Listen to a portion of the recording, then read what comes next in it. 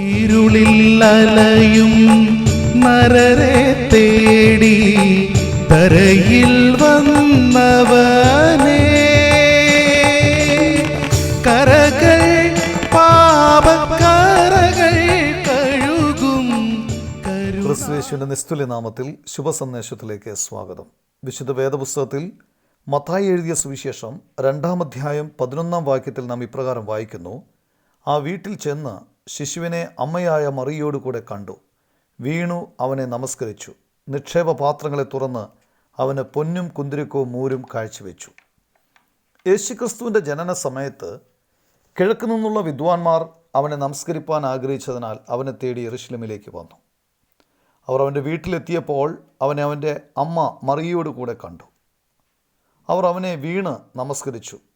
അവരുടെ നിക്ഷേപ പാത്രങ്ങളെ തുറന്ന് അവന് പൊന്ന് കുന്തിരുക്കവും മൂരും കാഴ്ചവെച്ചു. പൊന്ന് രാജത്വത്തിൻ്റെ അടയാളമാണ്. അവർ അവനെ യഹൂദന്മാരുടെ രാജാവായി കണക്കാക്കി. ഇത് സത്യമാണ്, കാരണം അവൻ രാജാക്കന്മാരുടെ രാജാവാണ്. ക്രൂശിലെ തൻ്റെ യാഗത്തിലൂടെ സർവ്വമാനവരാശിക്കും വേണ്ടി രക്ഷാമാർഗം ഒരുക്കി. നമ്മുടെ പാപത്തിന് പരിഹാരമായി ക്രൂശിൽ നമുക്ക് വേണ്ടി നമ്മുടെ പാപത്തിൻ്റെ ശിക്ഷ ഏറ്റെടുത്തുകൊണ്ട് നമുക്ക് പകരമായി യേശുക്രിസ്തു ക്രൂശിൽ മരിച്ചു, അടക്കപ്പെട്ടു. 3-ാം ദിവസം മരിച്ചവരുടെ ഇടയിൽ നിന്ന് ഉയർത്തെഴുന്നേറ്റു. അവനിൽ വിശ്വസിക്കുന്ന ഏതൊരാൾക്കും പാപമോചനവും രക്ഷയും ലഭിക്കുന്നു. യേശുക്രിസ്തുവിലുള്ള വിശ്വാസത്തിലൂടെ രക്ഷിക്കപ്പെടുന്ന ഏതൊരാൾക്കും കർത്താവായ യേശുക്രിസ്തു ഇന്ന് രാജാവാണ്. അവർ അവൻ്റെ സ്വന്തം ജനവുമാണ്. അവർക്ക് സ്വർഗരാജ്യത്തിൽ പ്രവേശിക്കാൻ കഴിയും. വിദ്വാൻമാർ കൊണ്ടുവന്നതിൽ പൊന്ന് രാജാവിന് അർഹമായ സമ്മാനമാണ്.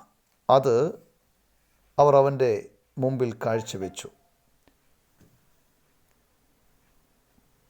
രക്ഷിക്കപ്പെട്ട ഒരു വിശ്വാസി ഇന്ന് അർപ്പിക്കുന്ന സ്തുതിയും ആരാധനയും ഈ രാജാവായ യേശുക്രിസ്തുവിന് പൊന്നിനേക്കാൾ വലിയ സമ്മാനമാണ്.